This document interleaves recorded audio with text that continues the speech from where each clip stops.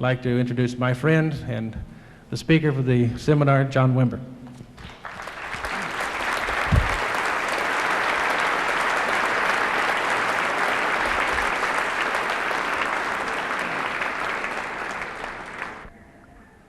I'd like to share a little bit about my personal background. I grew up here in Anaheim. I moved here from the Midwest in 1946 and lived over near what is now Disneyland. So you can see I haven't come very far in life. I'm only about 8 blocks from where I began my career. I was a typical pagan, coming from the pagan pool in America. There are approximately 90 million people here that do not have a church relationship of any sort. As I examined my history and background and dialogued with my family members, I discovered that no one in my family for 4 generations had had any kind of church affiliation. Although we'd been raised largely in the Bible Belt in Missouri and Kentucky, we had become a gospel-hardened people, a people that knew about the claims of Christ but had no intention of obeying and or relating to them in terms of a personal relationship. By the time I came along, we were no longer talking about it within the context of the family.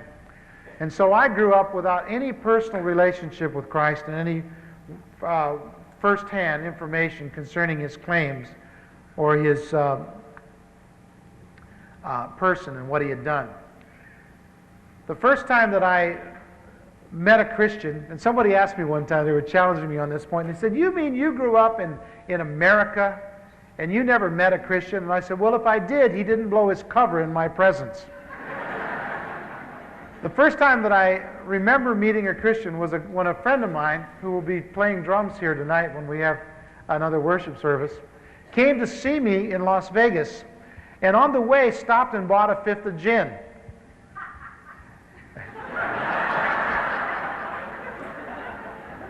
That was his wife laughing. And they bought a 5th of gin because they knew I liked gin, and they bought this gin and drank it on the way to Las Vegas because it got very cold, and arrived rather inebriated, drunk for those of you in the front row. And we went out and had an evening together, and the next day they were both very, very chagrined. And we didn't understand why they were so embarrassed. Well, the truth was they were brand new Christians, and they had come on this pilgrimage of preaching Christ to us. And along the way had been inundated. I'm not sure that they've had a drink since in the last 20 years. And so instead of sharing with us the message of Christ, they shared a message of embarrassment. But a few weeks later, they made it good. We'd come back home by then, and Dick came over one day and sat down with me and told me that he'd become a Christian. And I said, "What's that? Isn't everybody in America a Christian?" And he said, "No." He said, "I'm a born-again Christian." And then we began having the dialogue of Nicodemus and Jesus. And I said, "What do you mean, born again? Do you have to enter your mother's womb?" And he said, No, it's not a physical birth, it's a spiritual birth. You have to have a second birth. You have to be born again spiritually. Well, I didn't understand what he meant, and we talked for an hour or so, and then we went off into other subjects. But over the next few weeks and months, Dick came by regularly and shared with us. My wife and I had already gone through a process in which we were hungry for God. We had purchased a Bible just a few months before that and began reading it. But before I develop that story, I don't want to get ahead of myself. We had also gone through a long and difficult time in our marriage, and we were really very ripe and harvestable people, but we were so limited in our understanding. We didn't know the first thing about Christianity. Some months before this occasion in which Dick came, I had gone to Las Vegas to work with one of the groups that I was working with at the time. At that time I had a show group, but I was also developing a rock and roll group called the Righteous Brothers. And while I was there in Las Vegas, I went through an experience. My wife and I had been separated for a few months, and I went through an experience that began, for me, marked the beginning of my spiritual trek towards Christ. what had happened was that I had, in the heartbreak of separation and all the pain and agony that goes with that, I had been seeking God in my own way. Now, it's difficult when the only people you know are musicians and druggies and alcoholics and bartenders and waitresses. And I mean, that's the only people I could have dialogue. That's who I was getting my marriage counseling from. You can imagine how good it was. And I was having dialogue with them about religion. And they were saying, oh, yeah, I'm into religion. And we talked about all kinds of diverse religions. One guy recommended that the best thing I could do is when I got off work, and by the way, I worked a late night shift, and that was a kind of a prestigious thing to do in Las Vegas. The later you worked, the more important your musical group was, because that kept people up. And I would get off at 4 in the morning, and I began driving out into the desert and watching the sun come up, because someone told me that that was a good way to groove on a religious experience. And so I had done that a couple times, sat out there and watched the sun come up. And nothing happened, nothing special anyway. But this one day, I was driving out there in the morning, and as I was driving, I began reflecting on where things were in my life. Everything was a mess. My relationship with my wife was not good, and my kids, and everything was a mess, My career was zooming. I was doing well in that area, but I was an unhappy guy. And I was driving along, and I began weeping. Now, I had learned one thing in my 28 years as on the earth, and that was that a man ain't supposed to cry. You know that one? And so I'm driving along, and I begin weeping, and I'm embarrassed. I was not only embarrassed, I was humiliated. And I thought, oh no, this is weird. This is really weird. And I was crying more and more, and I began sobbing. And finally, I had to pull over to the side of the road, get out of the car. I walked around for a while, cussing and kicking the cactus and trying to get a hold of myself. And I think it grows more dramatic with the telling, but at one point, you weren't there, were you?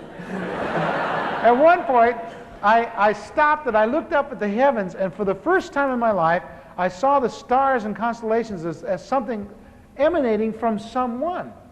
And I remember standing there, I was sort of awestruck, and I said, oh God, if you're there, help me. And I wept for a couple moments, and then all of a sudden this deep shame came over me. I thought, oh no, now you've really done it. Now you're talking to the dark. You've gone over the edge. Well, the only thing left is I'll go commit myself into the hospital. But then I remembered that part about my mother and the underwear, and so I thought, well, I better go by the hotel and change before I go to the hospital.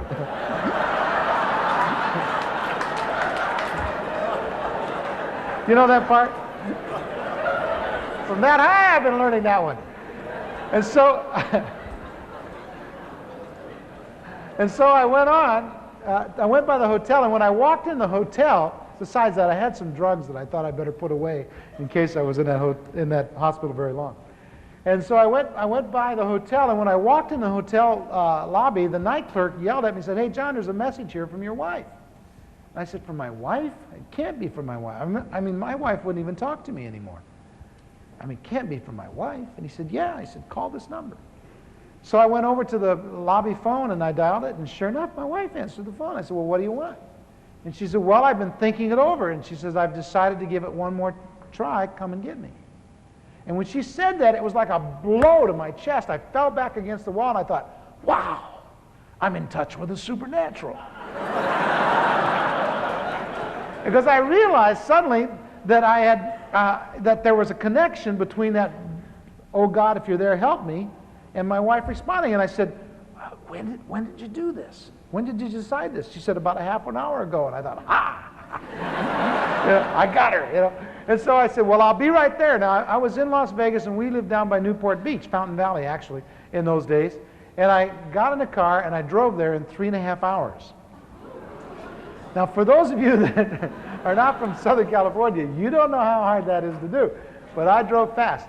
Anyway, I remember I got in the car, and I'm driving along, and I'm excited, and I said my second prayer. My first prayer was, oh God, help me, and now I said, atta baby God, you really got her that time, Because I had been trying to get my wife to straighten up for a year, and I couldn't get her straightened out. And so I'm driving along, and I started talking to him. I figured, well, I'm on a roll. So I started talking to him about everything. How about this, and how about that? Why don't you do this? And I thought I might as well, now that I got plugged in, I might as well just talk about it all. So I get home. Now, you've got to understand that this had been a really bad year. And I'd gone through a very difficult time. I was drinking very heavily, and I was using drugs, and I was working very long hours and sleeping 2 and 3 hours a day.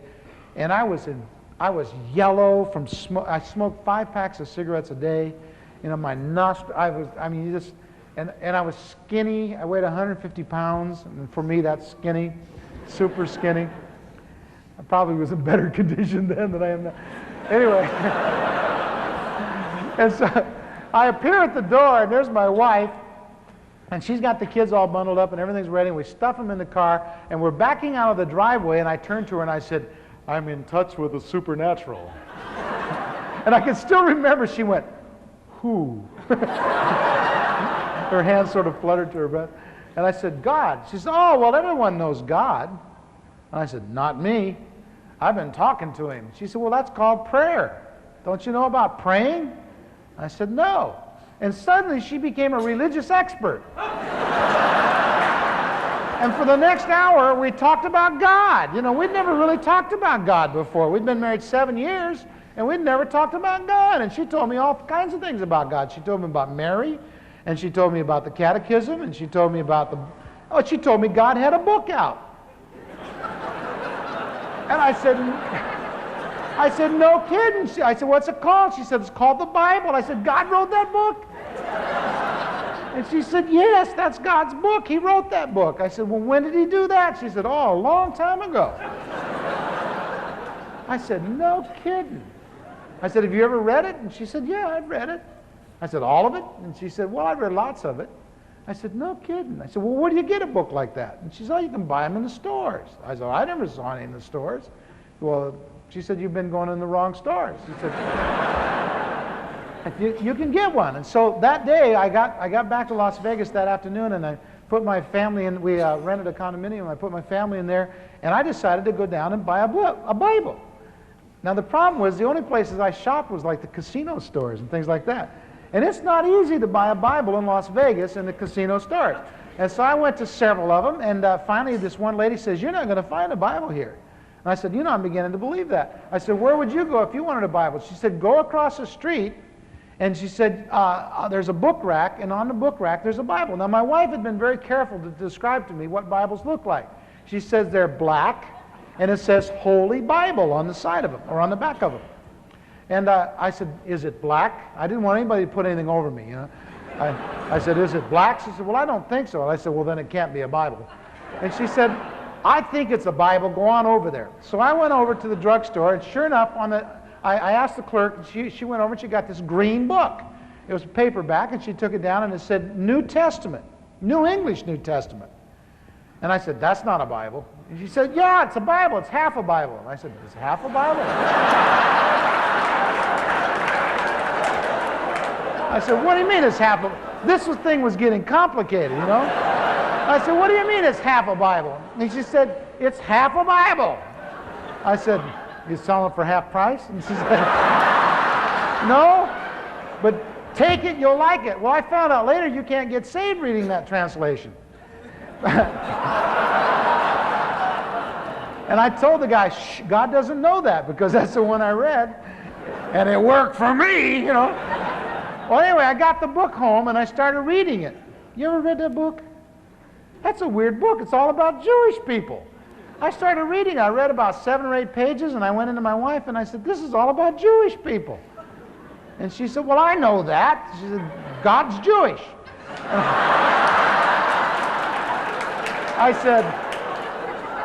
I said, "Oh, come on, is he really?" Now keep in mind, I didn't have any prejudice about Jews because I had worked with Jewish people all my life. I'd been in the entertainment industry, in the garment industry before that, and all through show business and record industry. Every place I worked with Jewish people. It wasn't any antagonism towards them being Jews. That was just news to me that God was a Jew. I didn't know, And so we tried to read the book. Well, I started taking it with me to work. Now, when I went to work at night, we worked the midnight shift from midnight till 4, and we would do a show, and then we would have an intermission while another group did a show, and then we would go back. We were a lounge act. And so during the intermissions, I was taking my Bible, and I was going in and sitting down at the bar, and they had these little pin lights, over the bar, and I was sitting there reading one night. And the bartender came over and said, "What you reading?" And I said, "The Bible." And he said, "You shouldn't read it here." And I said, "Why not? The light's good." And he says, "No," he says, "you shouldn't read it." Besides, he says, "That's not the real Bible anyway." And I slammed it down. I said, "I knew it." I said, "What's the real Bible like?" And he says, "Well, they're black." And I thought, all right, this guy knows. He knows what it is. And I said, "And it says Holy Bible on it." And he says, "Yes." And I said, "Well, where do you get them?" He says, "Well, you buy them at the Bible bookstore, dummy." I said, "The Bible bookstore?" And he said, "Yeah." He says, "There's one down the street." And so I went right into the lobby and looked up in the yellow pages, and sure enough, right down the street, there was a Bible bookstore. So I got in my car and drove down there, and it was closed.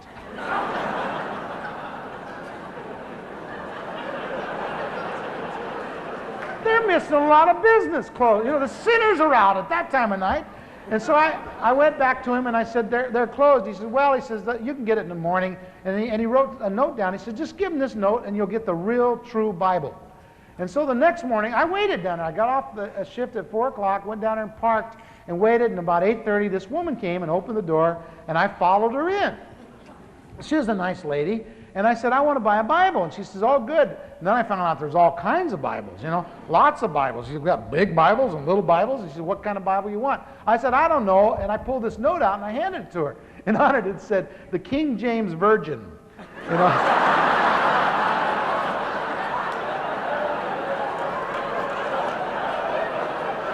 She laughed too.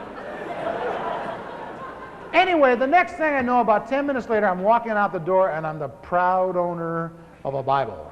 It's got Moroccan leather, and it's got little finger tabs, and it's got a concordance in the back, and it was wonderful. And so I took it home, and I sat down to read it. I was so excited. Now, about 10 o'clock in the morning, I sat down to read it, and I can't understand a thing. Have you ever tried to read that book? That's the weirdest book. I opened up to Ezekiel, That's a weird dude, man, that Ezekiel. Well, anyway, I was very disappointed. So I'm talking to my wife about it, and I'm saying, "Look, this book's hard to read." And she said, "I know, it's really difficult to understand. That's why people read it over and over again, I mean, they got to read it more than once? And she said, "Yeah." And I said, God is hard to get connected with. It's hard to find God, Well, over the next few weeks and months, we continued the process daily of reading the Bible. We found after a week or two that somebody recommended a series of books for children on the Bible. We found out we could buy them at the same bookstore. We went and got them, and we would read these little children's books, and then we would read the Bible. And that was working out pretty good. And after about 3 months, we decided to leave Las Vegas and go back home. We hadn't been home more than a week or so when my friend Dick came over to see me. He began sharing with us, and now we had someone that was a living witness. And over the next few weeks, he began talking to us about Jesus and what Jesus could do for us. Well, one of the weirdest things happened was they invited us to church. You ever been to church? Come on, own up. You ever been to church? Well, one morning at 7 o'clock, now keep in mind, I didn't get home normally until about 2 o'clock. So at 7 o'clock, my wife's pushing me and said, "We're going to church. Get up. We're going to church." I'm saying, "Hot dog, I don't want to go to church. Why do they have it so early in the morning?" She said, "Well, we got to drive clear up to Yorba Linda because that's where God was, in Yorba Linda at Dick and Lynn's church." And so we got dressed and we got in the car, and it took us a long time. We couldn't find the kids' shoes, and we got in the car, and by then I was mad, and we got in a bit, argument, and we found out later it was the tradition that you're supposed to argue all the way to church. But we didn't know it, but we were already into the thing, and we argued all the way up there, and we finally get there, and it's a little old building, I remember I drove up in front of it, and I thought, this place is hurting, old and everything. And they got one of these marquees out in front, with what's on for the day. And I'm looking at that, and I thought, that doesn't look interesting. I didn't even know what it was talking about. The next thing I know, we're out of the car and we're walking up these steps, and I suddenly realized that I'm the only one there smoking. And I thought, hey, this is 1963. Don't you guys know how, So I started looking for an ashtray. You ever look for an ashtray in one of those places? I couldn't find one for anything, I finally put it out on the ground. And some guy with a flower looked at it.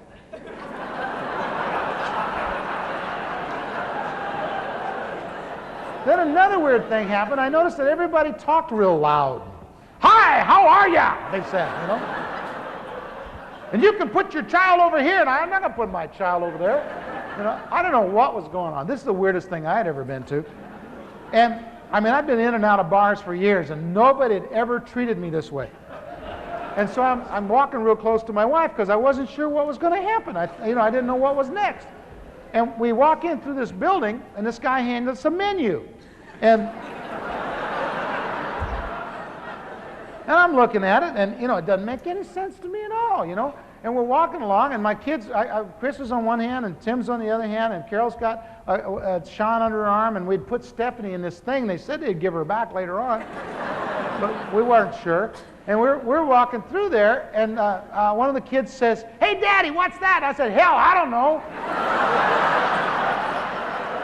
And my wife turned around and said, "Shh, don't cuss." And I said, "I'm not cussing. I'll show you cussing." That's all we were good at in those days, was fighting.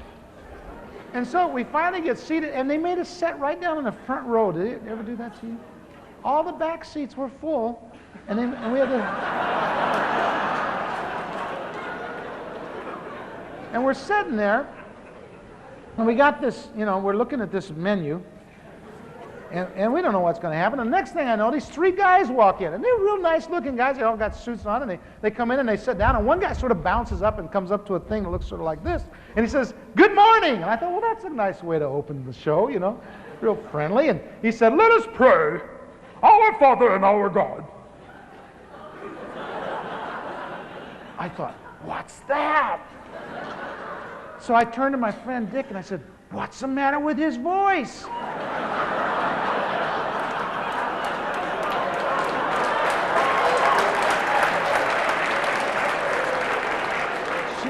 He said, "I don't know, they all sound like that." He says, "I think they get it at seminary."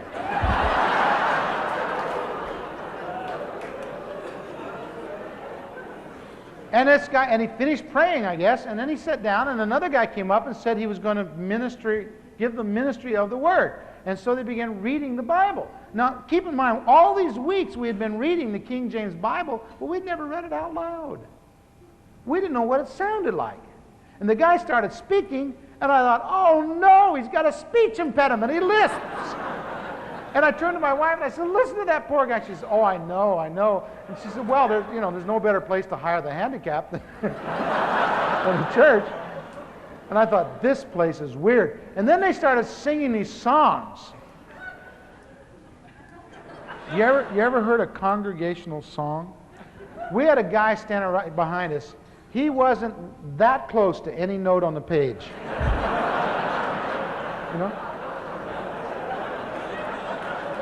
Not that close.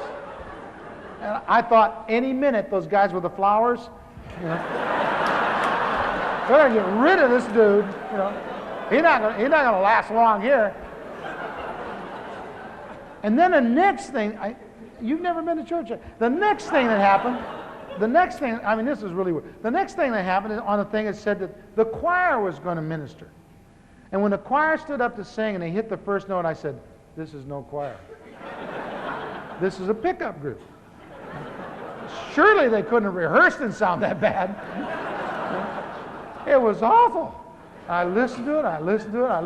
Now, it's an interesting thing. When a speaker's speaking or a choir is singing and people are listening to them, there's two jobs going on at the same time. I found out that I finished my job a lot sooner than they finished their job. I was through before they were. In any case, they sang for a while, and then this gal sang a solo.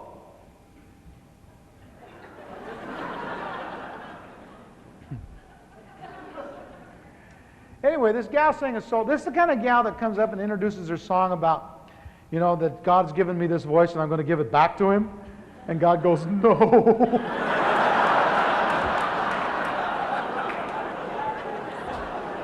She had a vibrato that went at least 5 notes. She was in any of 3 keys at any time that you wanted to be there. Now, these were lovely people, please understand that, but this was my impression that first day. The next thing I know, this guy's preaching, and I don't know what he's talking about. And I'm listening, and I'm listening, and I'm counting the tiles, and my kids are squirming, and they want to go, and they're talking to me, and they have to go to the bathroom, and they can't go to the bathroom because of the guys with the flowers. And it's going on and on and on and on and on and on and on and on and on and on. And I'm thinking, this is really bad news. I got to get out of here. First of all, I hadn't gone 40 minutes without smoking in years. I was hurting, you know, my nose was draining, you know. Oh, it was awful. So I'm sitting there, I'm thinking, this has got to stop. This has got to stop. And all of a sudden, I knew it was going to stop. Because I could sense the momentum picking up. You know, when the show's going to close, they rally for this big finish. And the guy was saying something to the effect that if anybody's been moved by what they've just heard, that they were supposed to come forward to this altar. And I'm looking for the altar, and I can't see any altar, because I've seen the movies, you know, where they put the maiden on the thing, and they, you know, they didn't have anything like that. So I turned to my friend, I said, where's the altar? They forgot the altar, they blew it, they forgot. No, he says, that's that banister thing that goes right around there, and like that, around the stairs and everything. That's the altar. I said, that can't be the altar, they can't get any maiden on that altar, you know. He says, no, that's the altar. That's what they use for the altar, John. That's the altar, all right. Okay, Dick, that's the altar.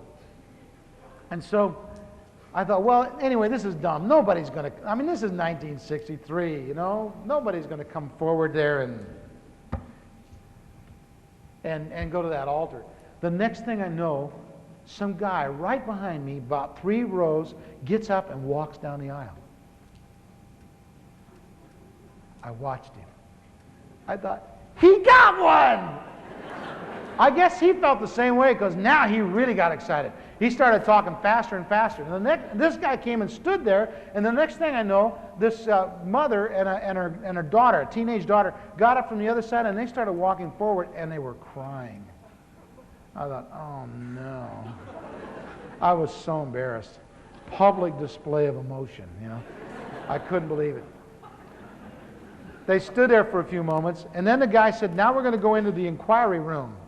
And so I turned and I said, what's the inquiry room? Dick said, I don't know. I never been in there. You know. I said, what do they do to him? I don't know. I said, well, what's an inquiry anyway? He says, I don't know, John. I don't know the answer to that. And I said, well, when are they going to let us out? He says, real quick now. So all of a sudden, it was time to go. You know that feeling?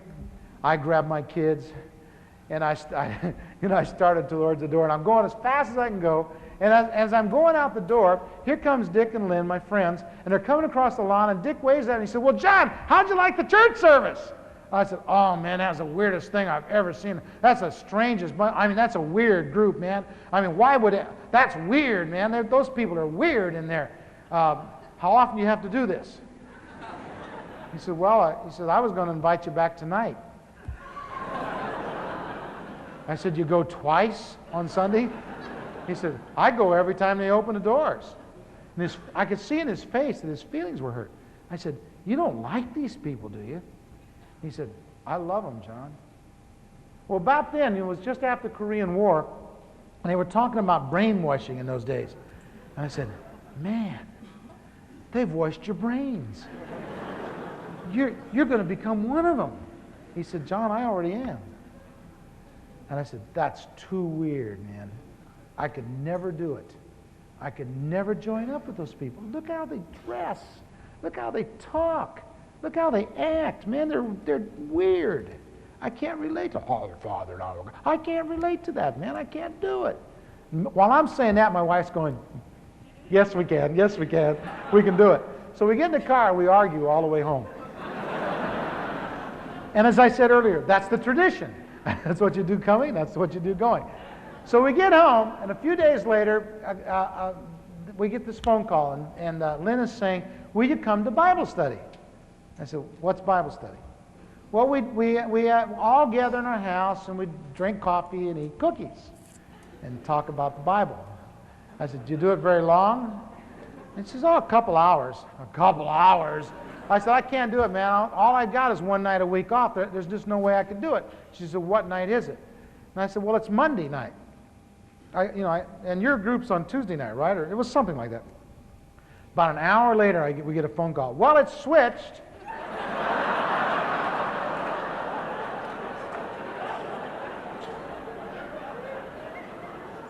Switched? You ever been to Bible study? Have you? Well, we went. That first night we went, and there was a guy his name was Gunner, and he was a welder, and I figured, well, a welder, he couldn't be too smart. So I'll go. And he was the Bible teacher. And we got there, and it was just Dick and Lynn and my wife and I, and this guy named Gunner, and this other guy named Bucky. It was a nice little group. And we sat down, and I wasn't going to let this guy put anything over on me, you know. And I said, look, man, before we get started, let me just say in front, I don't believe all this stuff. He said, I understand that. And I said, besides that, I don't want to know about, I want to know about God. I've been trying to find out about God, and all you guys do is talk about Jesus. And I don't want to talk about Jesus, I want to talk about God. He said, well, that's because you don't understand that Jesus is God. I said, where does it say that? And so he began thumbing through the Bible and showing me different things in a verse. I mean, I didn't understand most of what he was saying, but he talked and talked and talked and talked and talked and talked, and he talked for about a half hour. And when he got all through, I sensed that he thought he'd convinced me, and I said, well, that's really interesting. And my friend Dick was sitting there, and he suddenly became the interpreter. Now, you've got to understand, I was a musician, and I didn't know how to talk Christianese. You know what I mean? I mean, somebody would say, praise the Lord, or something. I remember a few weeks after I was there, somebody walked up to me and said, have you been washed in the blood, brother? I thought,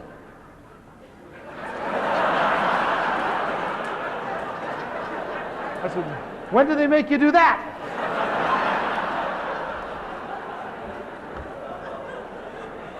And so I had a hard time with some of the images, you know, and the concepts that they were putting at me.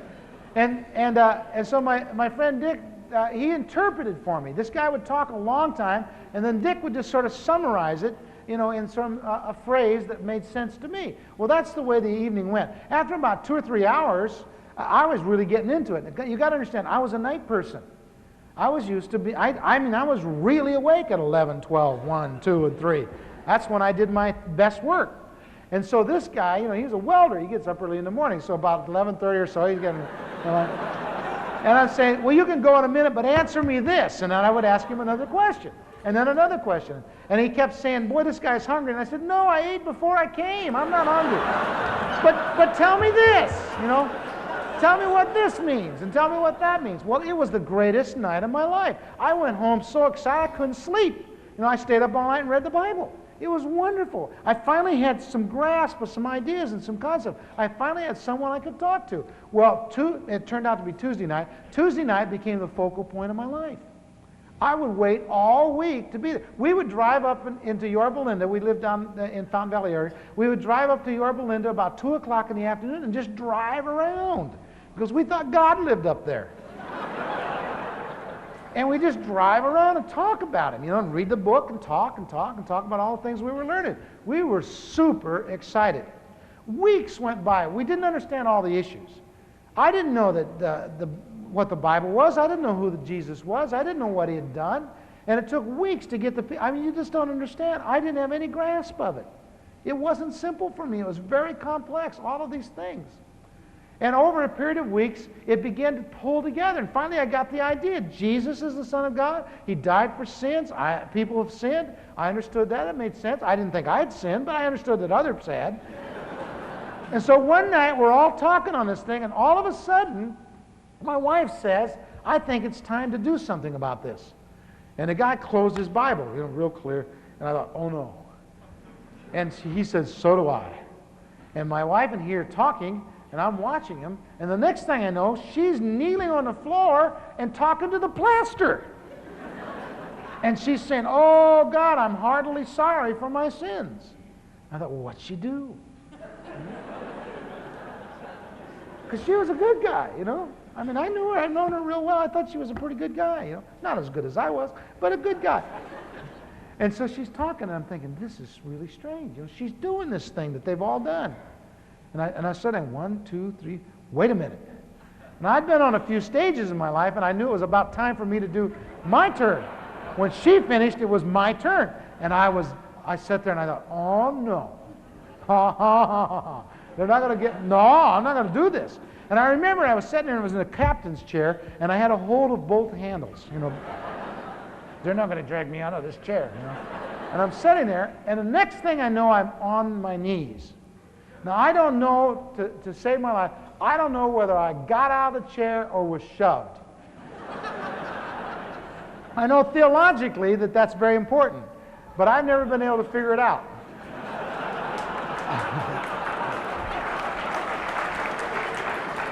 All I know was the next thing, I was on my knees and I was trying to pray this prayer of repentance they kept talking about. But I couldn't pray. All I could do is go, for hours. It seemed like hours, at least a half hour. My nose is running. It's all over my chest, you know. My eyes are swelling shut. I'm sobbing. My body is racked with pain. And about 20 minutes into it, I'm realizing that I'm making an utter fool of myself. And I thought, if this doesn't work, I'm going to die.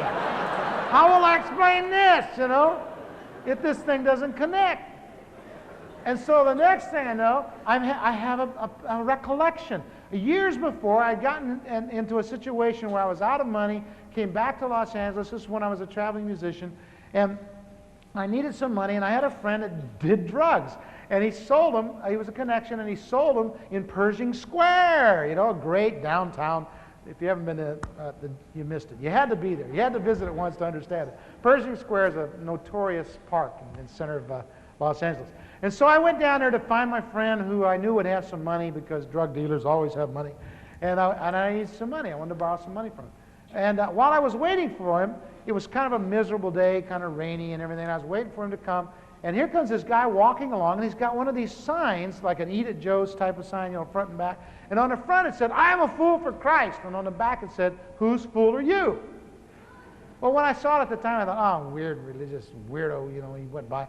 But here I am, all these years later, I'm kneeling on my friend's living room floor, I'm sobbing, I'm suddenly realized that I'm making a complete fool of myself, and I remember that thing. I thought, that's it. I'm going to be his fool. That's it. And I resolved in my heart at that moment that from that point out, I was going to do the foolish thing in the eyes of the world. I didn't know it was going to be the foolish thing in the eyes of the church, too.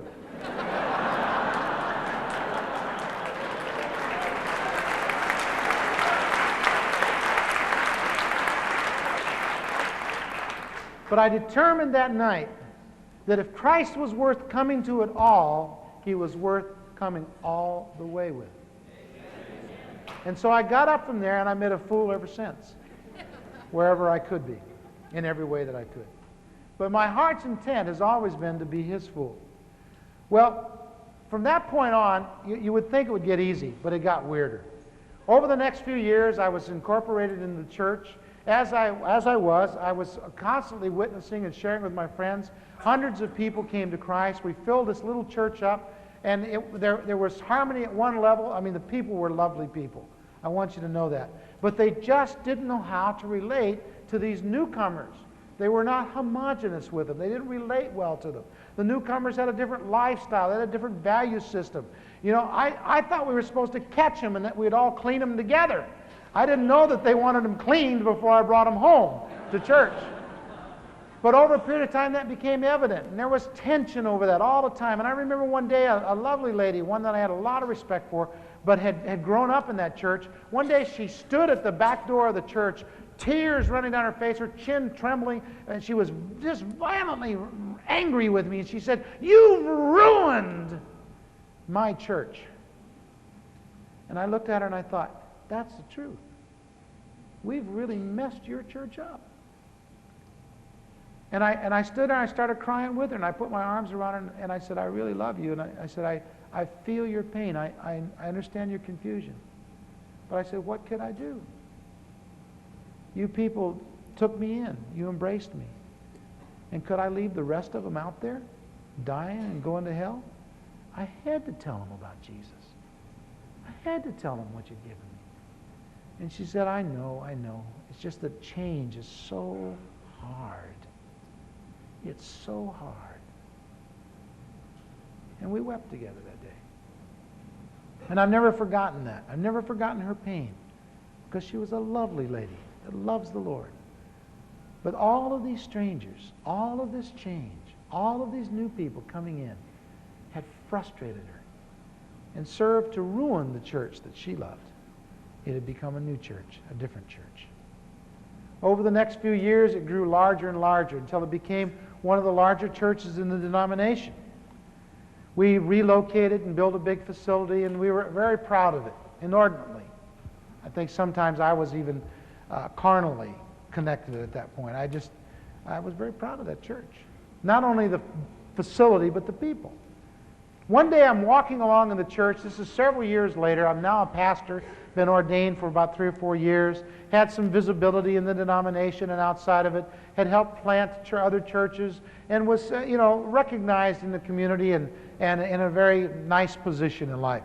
And I'm walking along, and I had just had this exchange with a young man in the church who I had to set straight, because he hadn't been coming to church regularly, and he came to me and he was confessing a problem that he was having. And I said, you wouldn't have this problem if you were just in the church more often. You need to be at church more often, and you need to learn to give, and you need to learn to be more involved. And there's some work and some service here that if you just get connected with that, I preached him the party line. I laid it out for him. I said, you need to be here, man, if you're going to get this stuff straightened out. Now, I did it with a good heart and a good intent, but I preached in the party line, and as I was walking away from him, the Lord spoke to me, and he said, John, would you go to this church if you weren't paid to? Now, you've got to understand the context of this. This is years later, and this is my church. I'm the pastor. Along with another, we were co-pastors. But it was my church, and my thumbprints were all over that place. I helped design the building and select the colors and led most of the people to Christ that were there, hundreds of them. It was my church. And God spoke to my heart and said, if you weren't paid, would you go here? And I'm walking along, and I started walking slower and slower, and I thought, no way. I don't like this place. And it was a moment of revelation for me. And I suddenly realized that I was doing something I didn't even like. And it was so staggering to me, I hurried off into my little office there, and I sat down, and I thought, and in front of my desk, and I thought, what's wrong? What's wrong? Now, I want to tell you something. There's 2 or 3 prayers that God always answers. And one of the ones that he always answers is, God, what's wrong with me? If you don't want to know the answer to that, never ask it. But I asked it. I said, God, what's wrong with me? And boy, did he unload. He began showing me how I'd gotten caught up in administration and machinery, and how I'd become so mechanical and manipulative. How I'd come to a place where I loved the institution more than the body of Christ. How I'd gotten to a place where I was angered and frustrated by those that wouldn't fall in line and take their rightful places and honor and respect their duties and all. And at the same time, I had earlier on defended those same people as when I was so active in converting them. And I'd come to a place where I was so institutionalized myself and so tied into its values, to its focus, that I was the worst of all the offenders. And I sat there and I began sobbing and sobbing and sobbing. And I said, oh, God, what's wrong? How did it get this way? And he began showing me just piece after piece, point after point, showing me how I had turned away and turned away. Again and again, the Spirit of God had spoken to me. And I had turned from the Spirit and went after the things that I thought were logical and right and orderly, and those things that would prosper, and those things that could easily be adapted into the institution, into the organization. And I'd given myself over to the things not of God, but the things that were like God and for God. And I had in the process made the institution and my ministry God, and He was no longer God at all in my life. As I recognized that day, God began showing me out of the New Testament various scriptures and showed me the relationship and the difference between the church as I knew it, the church that I had made, and the church that He made. It wasn't until years later that God spoke to me profoundly on this subject, but I understood even that day that I had begotten something that was not of God. And I cried out in my agony, and I said, "Oh, God, get me out of here." 3 weeks later, I was gone. Nearly 13 years I'd been there. 3 weeks later, I was gone. God opened the door for me to begin working at Fuller Seminary. In the founding organization under Charles E. Fuller, during his lifetime, he established an organization called Fuller Evangelistic Association that has since been altered to Charles E. Fuller Institute for Evangelism and Church Growth. But during this time in 1974, I began working for the Fuller Evangelistic Association and developing a new department called the Department of Church Growth. Now, I had become somewhat expert in the general field of church growth without having, at that time, been exposed to the larger body of literature. But just through instinct and basic knowledge and know-how, I had figured out the mechanics of helping churches grow. It could have worked on the Kiwanis Club as well as the local church, but these were just basic social understandings that I had developed that helped organizationally to achieve the ends of that organization. It was redeemed at the point that I would have only done it for what I thought was Christ's work, but it was incomplete at the point that I had become adept at doing something that I could be paid for. It was rather mechanical. Over the next few weeks and months, I became acquainted with the literature of church growth and became very committed to the basic teaching as well as philosophy. And in that process of doing so, I began developing the consultative ministry of Fuller Evangelistic Association Department of Church Growth. During the next 3.5 years, we worked with churches all over America and Canada, primarily the United States. We ministered to about 40,000 pastors during that period of time in seminars such as the one you're in today. Over that period of time, we worked with 27 denominations and 9 parachurch organizations. And I became thoroughly acquainted with airports and motels and the church in America. And I found out that the church in America was not all that exciting, not all that stimulating. A lot of wonderful people, sincere people, godly people, but not doing much in the way of Bible kinds of activities. And after about 3.5 years of traveling across the country and helping churches grow that didn't want to grow, and that's the truth, working with people in ways and means that God would give me. You see, one of the tragic things was I was operating in spiritual gifts all the time, but I didn't know I was operating in spiritual gifts. I would go into a fellowship or into a community and I'd think, this is the way you're supposed to start the church here. I'd know exactly. I'd know weeks in advance how to begin the process, who to go see, what to do.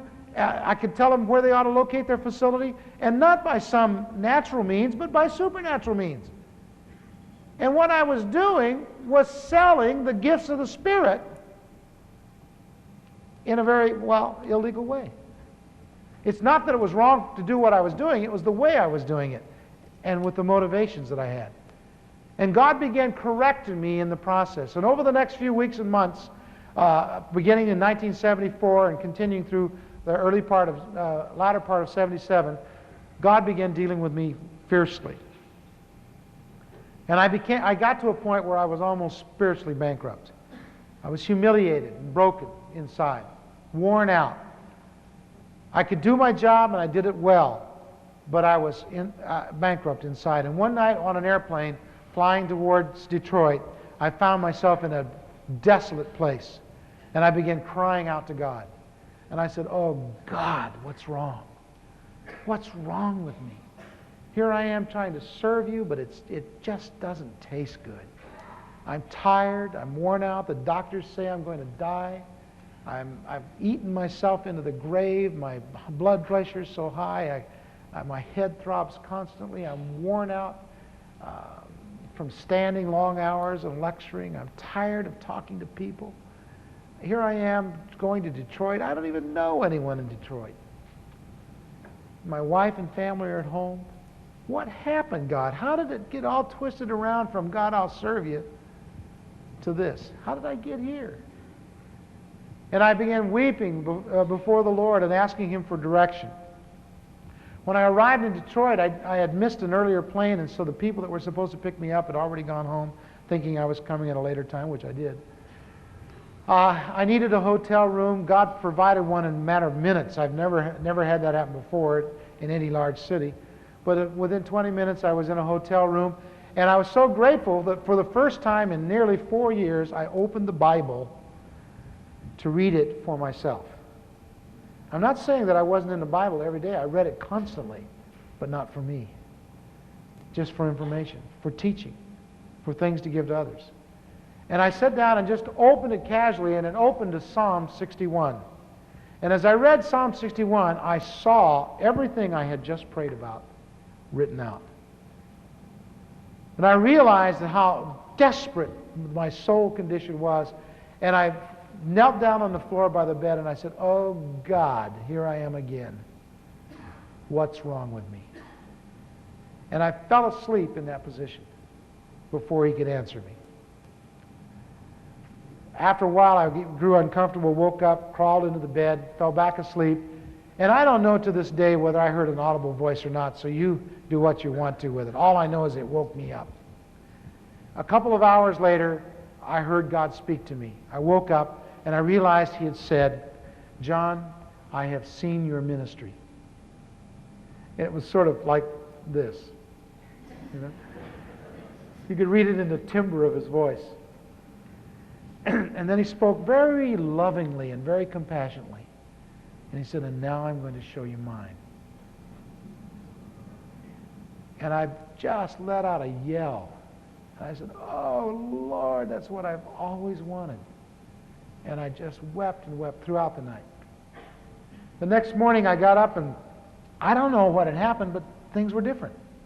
I knew they were different. Similar to the time when I was converted. I just knew they were different. I knew that I was beginning an adventure. Over the next few weeks and months, God began doing things in my life that I'd never seen before. In all my Christian experience, I had not seen anything like this. Just a few weeks later, I was at a conference up in the northern part of California, ministering that weekend with a colleague, a brother, named John McClure, and he was preaching on spiritual gifts, and he had a bent and a viewpoint I'd never even heard of before, because John had had a charismatic experience. And so he had a viewpoint that I'd never heard before. But that wasn't really the focal point for me that weekend. The focal point came in the package of a little gal about 5'3", that weighed almost as much as I did at the time. God bless her. And her pastor came up to me on the second day of the conference and says, "John, I've got a gal in my church." This pastor was a friend of mine named Ray that I greatly appreciate. And he said, "John, I've got a gal in my church that has a word from God for you." I said, "Oh, Ray, come on, man. I was a marriage and family counselor, you know. She's in midlife crisis. Sex life's for role change, you know. Kids are out in the nest, you know." He said, "Well, she's all of that, but if she says she has a word from God for you, she has a word from God for you. I believe that. I've known this woman for 10 years. I said, "Oh, come on, man. I want to be your friend. Don't tell me that." He says, "Honest." He said, "Well," I said, "Well, I'll think about it." Well, he wouldn't leave me alone. Every time he saw me, the rest of the day, he would come up to me, "Well, when are you going to see her? When are you going to see her?" Finally, to just get him off my back, I said, "All right, I'll meet her up in the prayer glen this afternoon at 1:30. Well, about 1:30, I'm waddling up to the prayer glen, and here comes this gal, and she gets there just ahead of me, and she sits down on this stoop, tree, you know, tree trunk, and sits down on it, and she begins crying. I thought, "Oh, no. We're going to have an incident. This is bad. This is bad." And I'm standing there going like this. And she proceeded from weeping to sobbing. She's crying harder and harder.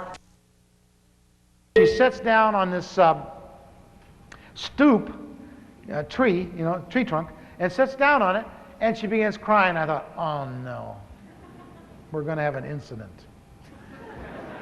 This is bad. This is bad.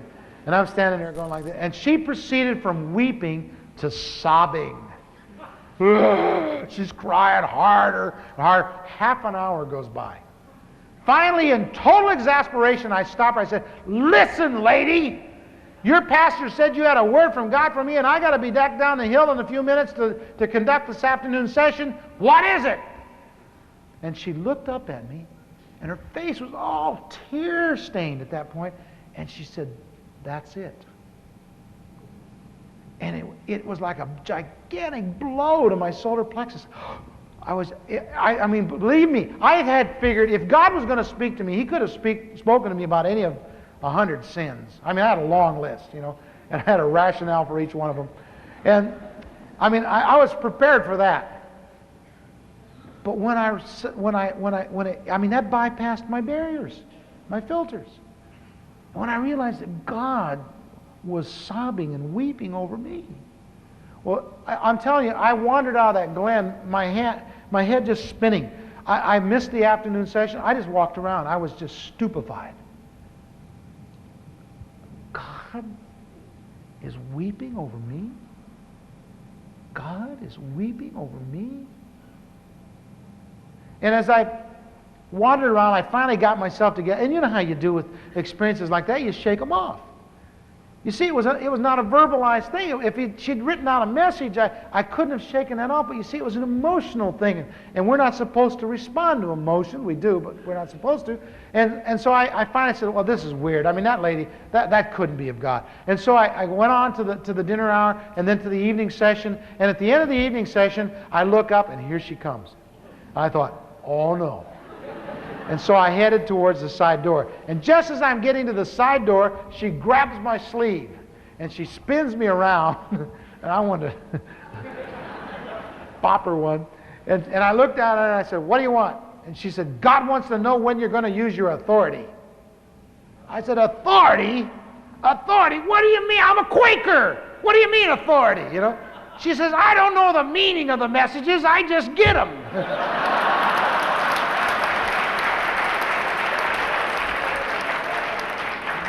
And for the first time I saw her as a human being, and I thought, oh, God bless you. And here I am mad at you. You don't know what you're doing, you poor old... So I walked away from her, and again I shrugged it off. Well, the problem was that over the next 3 days, that woman caught me every time I was going in and out and kept saying things from God. Well, after 4 or 5 or 6, and it got up to 7 messages, you begin thinking, well, maybe God's on your tail. So I sat down with my wife and we talked him through, and she said, well, it sounds like God. I guess it could be God. But by the time we got back down the hill, and back into harness and into the following week, I had shrugged it off. But the problem was God wasn't through.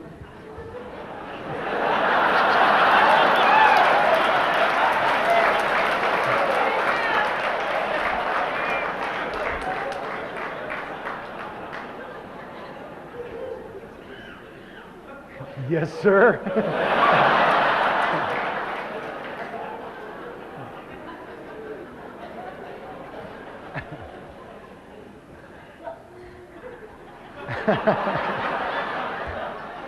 You don't know, but I'm expecting that all the time.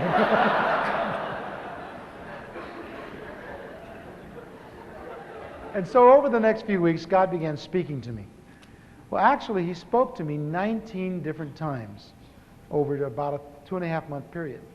He spoke to me through counsel of elders and friends. My boss, Pete Wagner, we were flying along in a plane. He turns to me and he says, John, why don't you go home and start a church in Yorba Linda? Well, what he didn't know is that God had already started a church, and that was one of the first prophecies the lady gave me. It was the third one, I think. You're supposed to go home. You're going to start a church. God's going to teach you some new things, show you His ministry. I thought, how did she know that? A few days later, I'm in New York City. A Lutheran pastor came up to me after one of the services. It was a church growth seminar. Now, you don't expect God to be hanging around a church growth seminar. And then Lutheran pastor walks up to me and says, I'm very embarrassed about this. This has never happened to me before, but I've written it down here, and I just want to give it to you. I feel really. And he hands it to me, and I look at it, and it says, "Go home."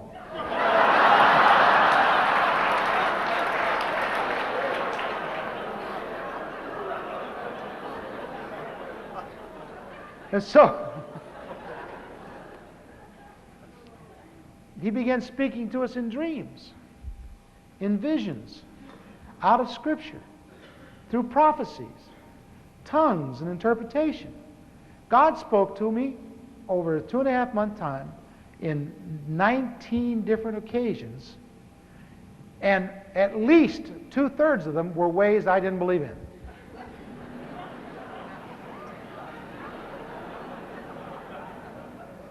That he's not supposed to be doing anymore. And I knew something was up. I'm stupid, but I'm not that stupid. I finally got the message, and I came home. Resigned from Fuller, which was a very difficult thing to do because I was enjoying, at one level, the activity there. I feel proud of the department and glad for my successor, Carl George. I think he's done an incredible job of taking along what we had done in a rather primitive level and refining it and making it a very acceptable and helpful service to the whole church. But in due course, as I came home, God began teaching me new things. I hadn't been pastoring very long until God began speaking to me about healing. I was teaching through the Gospel of Luke, and after the 3rd chapter of Luke, if you don't believe in healing, you might as well quit, at least for the next few chapters. And I had to begin teaching healing. And it was the first time in my life I had ever taken it seriously. I really equated healing with charlatanry and foolishness. I didn't think anybody, any human being, much less a Christian, should be involved in that kind of activity. I thought it was illegal activity. And I just didn't want to have anything to do with it.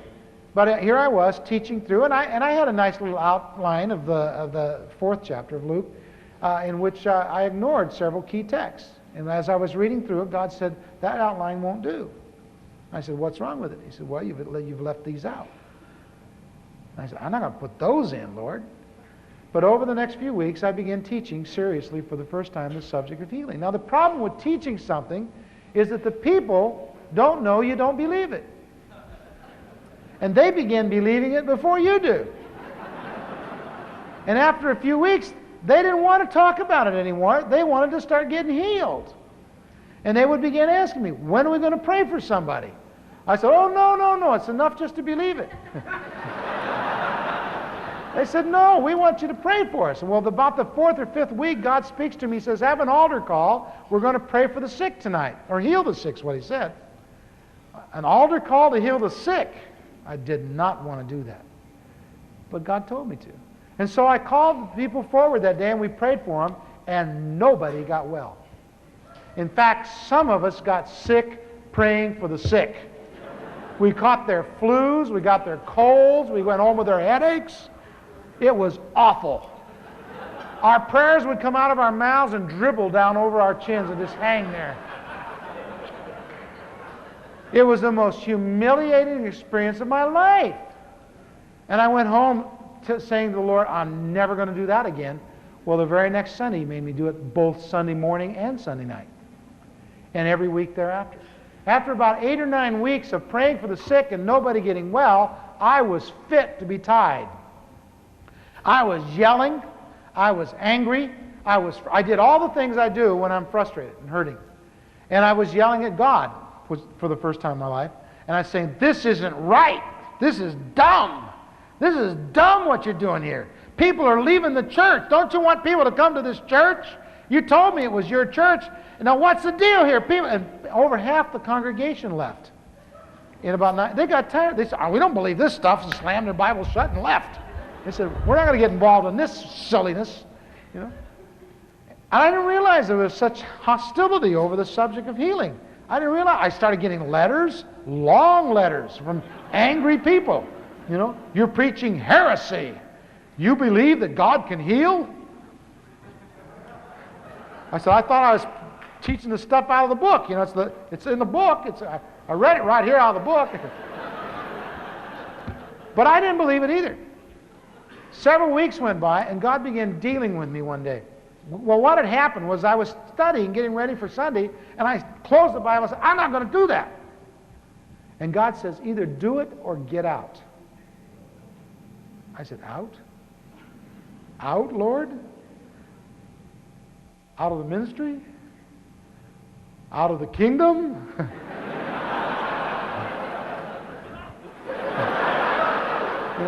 Out. What do you mean out? He says, do not preach your experience, preach my word. I said, wait a minute, that's been reversed on me all my life. People have said that. But now you're saying preach something that we're not experiencing. He said, right. I said, this is weird. This is really weird. I don't want to do this, but I don't want to get out either. So I preached. Well, that Sunday was the worst of all. I mean, we had a lady that was demonized. We didn't know what demonized people were. We had this demonized lady come up and practically try to undress in front of everybody. I mean, it was embarrassing, humiliating. We're trying to hide her, We're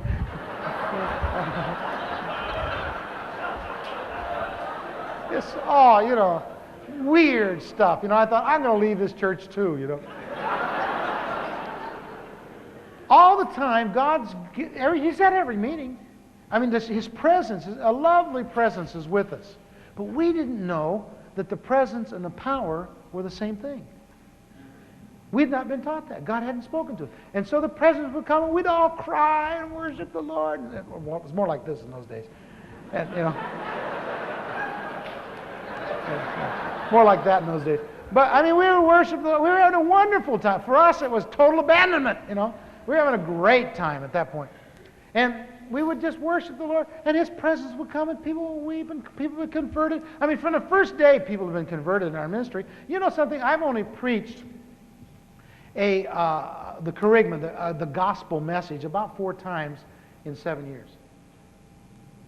And so, I'm definitely not focused from a pulpit standpoint on the unsaved.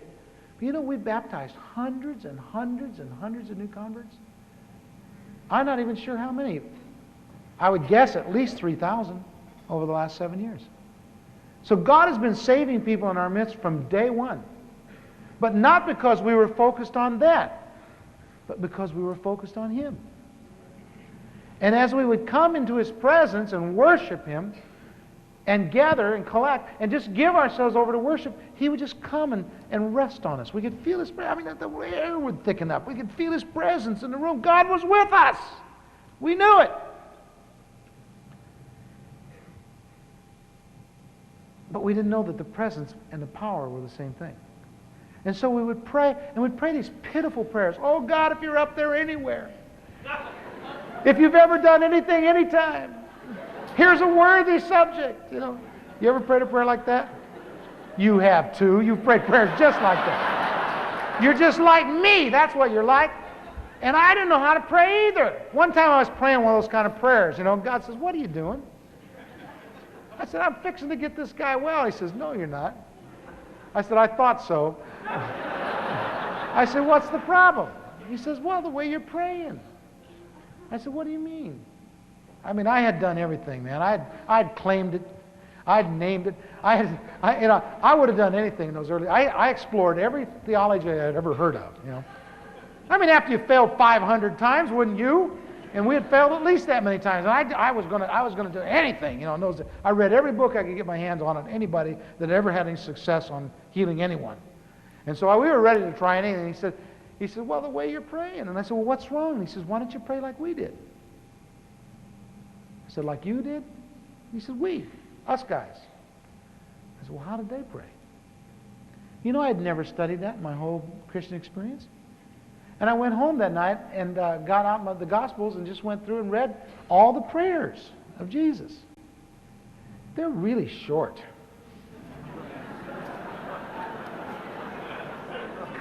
See.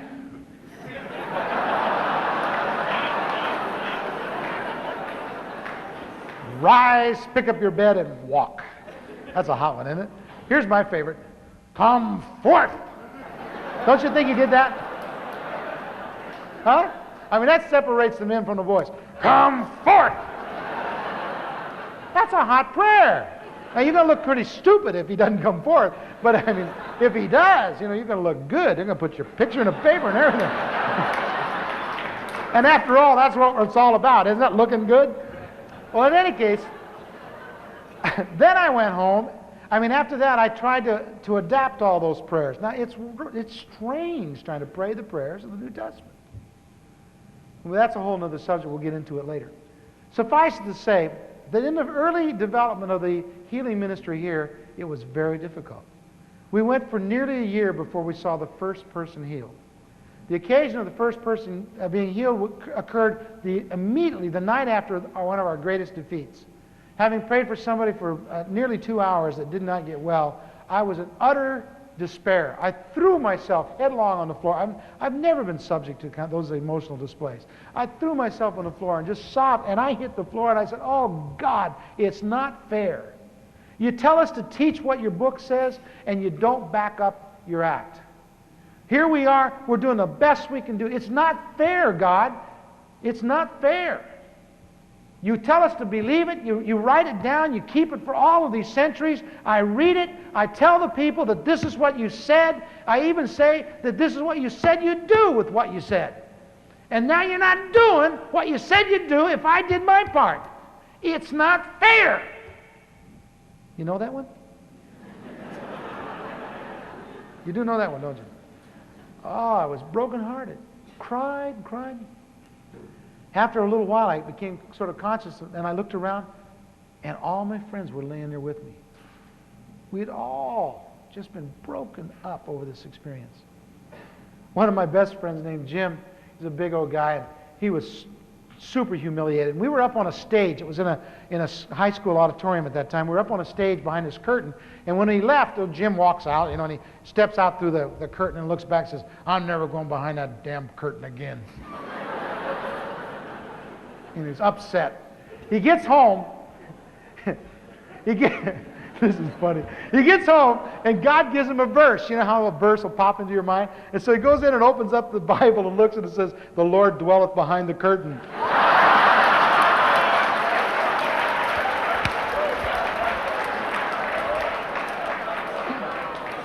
Jim is so repentant, he goes out into his backyard and sits down in a chicken coop and throws dirt on his head.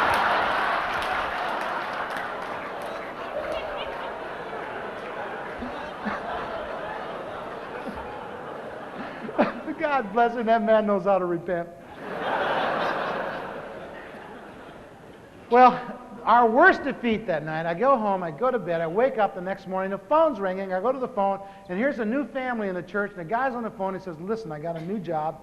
I've got to go to work today. I've got a brand new job. It's just starting today. My wife's sick with a fever. Can you come over and pray for her so she'll get well so she can take care of the kids so I can go to my new job?" I think, I put my hand on, "You really got me into it this time." Look what, this guy believes this stuff. He's going to lose his job. I'll be right there. In my best professional tone, hang up. I get in the car, and all the way over there, I'm talking to God. I'm saying, this, it's still not right. You know, this is not right. It's wrong. It's wrong. It's not right. It's a mess. So I get there, and I knock at the door, and a guy comes to the door, leads me in the house, and I thought she would be out in the living room in her house. He takes me right straight back into their bedroom. I mean, this woman was sick. No woman would let you see her looking like that. I mean, this woman was sick. You know, sick. Sick. I mean, she was sick. And I looked at her and I thought, "Oh, she's sick." Not good. Not good, you know. This is not good. This is not going to make me look good. This woman is sick, you know. She had a high fever. Her face was all flushed, you know. And I walked over and I mumbled some terrible, I don't know what I said. And I turned around and I began explaining to the guy why people don't always get well when you pray for them. I did. I began explaining to him why they don't always get well when you pray for them. And he's looking at me, but he's a little bit taller than I am, and he's looking over my shoulder, and he's grinning.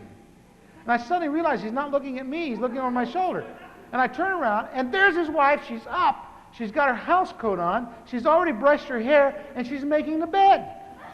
And I said, "What happened to you?"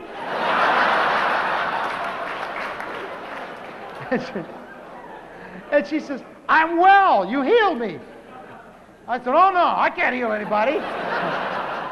And she said, "Well, you healed me. I'm feeling fine. You know, would you like to stay for some coffee or something, you know?"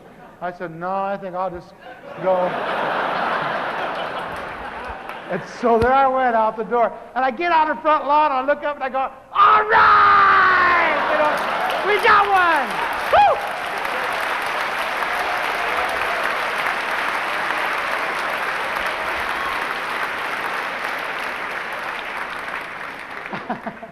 I was so incredibly excited. Oh, I got in the car, and I'm driving along, and I had a vision. It was the first one I'd ever had. And, I mean, really clear, graphic. And I'm driving along, and it's a beautiful morning, and well, of course it would be. And I'm driving along, and all of a sudden, over the landscape, superimposed over it, is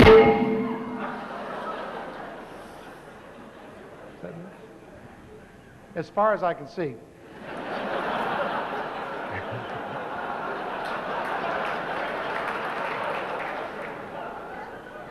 It's what looks like a cloud bank, and it's going all the way across the sky. And I look at it, and I realize it's not a cloud bank, it's a honeycomb. You ever seen a honeycomb when it comes? Yeah. All right, it's dripping. And below the cloud bank, the honeycomb, are people. And they're in all kinds of different postures. Some of them are very reverent. They're weeping. They've got their hands out and they're catching this honey. And some of them are sharing it with their friends. And other people are coming and dipping their finger in other people's honey. And other people are really irritated.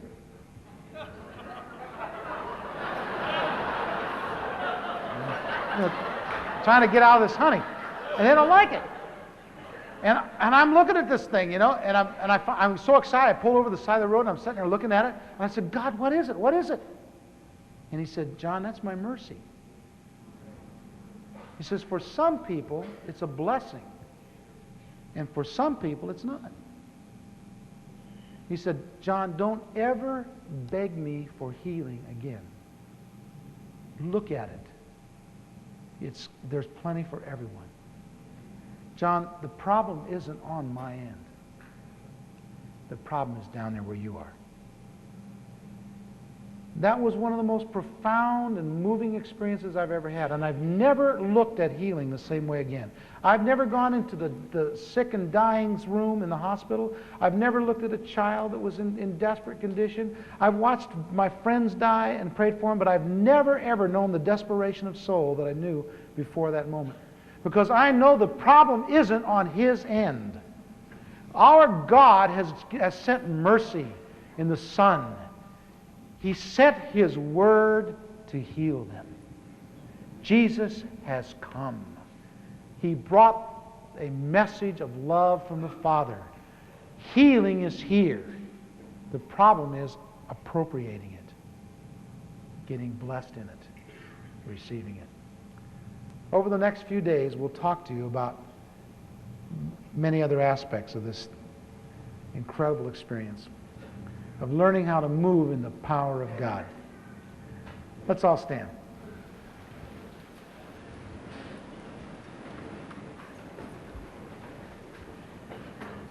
I want to encourage you to keep your stuff with you as much as you can. We know that some of it's rather cumbersome, but it would just be easier so that you won't lose your things over the next few days. Let's pray. Father God, we thank you for these people that you've gathered from the four corners of the earth. We thank you for those from outside of the United States, for those from outside of the Southern California area, for the hundreds that have assembled themselves here. We ask for your blessing on each one, oh God, that everyone that would come here would leave with their pockets bulging. Lord, give them everything you gave to us and more. Bless them in every respect, oh God. We openly invite you to do all that you want to do here, Lord. We give you this meeting, this time together. We ask for your blessing and for your presence. We ask for your direction and for your guidance, your nurture, your care. Lord, we ask that you would move among us with great power, ministering to us at every respect, Lord, that we might leave here energized and excited in the things of Jesus. We're grateful, O God, for this group that you've assembled, and we ask for your blessing now. In Jesus' name, amen. We'll see you back here at 7 o'clock.